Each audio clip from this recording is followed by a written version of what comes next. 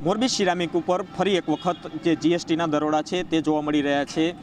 મહત્વનું કહી શકાય કે છેલ્લા થોડા મહિનાની અંદર આ જે સિરામિક એમ્પાયર છે ત્યાં જીએસટીના આટાફેરા છે તે વધી ગયા છે અને હાલ પણ કહી શકાય કે વહેલી સવારથી આ જે સિરામિક એમ્પાયર નામની ઓફિસ છે ત્યાં દરોડાની કામગીરી છે તે હાથ ધરવામાં આવી હતી। મોરબી અને ગાંધીધામની જે ટીમો છે તેના દ્વારા દરોડાની કામગીરી છે તે હાથ ધરવામાં આવી હતી। અગાઉ પણ 6 મહિના પહેલાં પણ આ જે સિરામિક એમ્પાયર છે ત્યાં દરોડાની કામગીરી હાથ ધરવામાં આવી હતી, ત્યારે પણ મોટા પ્રમાણમાં જે સાહિત્યો છે તે જપ્ત કરવામાં આવ્યા હતા અને હાલ પણ કહી શકાય કે વહેલી સવારથી આ જે સિરામિક એમ્પાયર નામની જે ઓફિસ છે ત્યાં દરોડાની કામગીરી છે તે હાથ ધરવામાં આવી છે। અત્યાર સુધીમાં કહી શકાય કે મહત્વના દસ્તાવેજી સાહિત્ય, રોકડ રકમ અને ડિજિટલ પુરાવા છે તે જપ્ત કરવામાં આવે છે। ઓફિસની અંદર જેટલા પણ જે સ્ટાફના કર્મચારીઓ છે તેમને પણ બેસાડી દેવામાં આવ્યા છે। જે ઓફિસના માલિક છે તેમને પણ અત્યારે ત્યાં બેસાડી દેવાની વાત છે તે સામે આવી રહી છે। આ સિવાય કહી શકાય કે તેમનું જે યુનિટ આવેલું છે આઇકોલેક્સ જે યુનિટ છે ત્યાં પણ દરોડાની કામગીરી છે તે કરવામાં આવી રહી છે।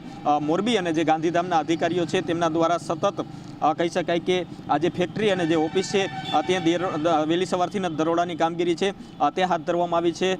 મોટા પ્રમાણમાં જે કહી શકાય કે સાહિત્યો છે તે જપ્ત કરવામાં આવશે ને બિનહિસાબી જે વ્યવહાર છે તે પણ પકડવાની સંભાવના છે તે જોવા મળી રહી છે, કારણ કે જે પ્રકારે આજે કહી શકાય કે સિરામિક એમ્પાયર છે ત્યાં અત્યાર સુધીમાં ત્રીજી રેડ છે તે કરવામાં આવી છે ને જે આ ઓફિસના માલિક છે તેને સંલગ્ન જે ધંધાર્થીઓ છે ત્યાં પણ દરોડાની જે કહી શકાય કે રેલો છે તે પહોંચી શકે તેવું અત્યારે સૂત્રો પાસેથી જાણવા મળી રહ્યું છે। નમસ્કાર।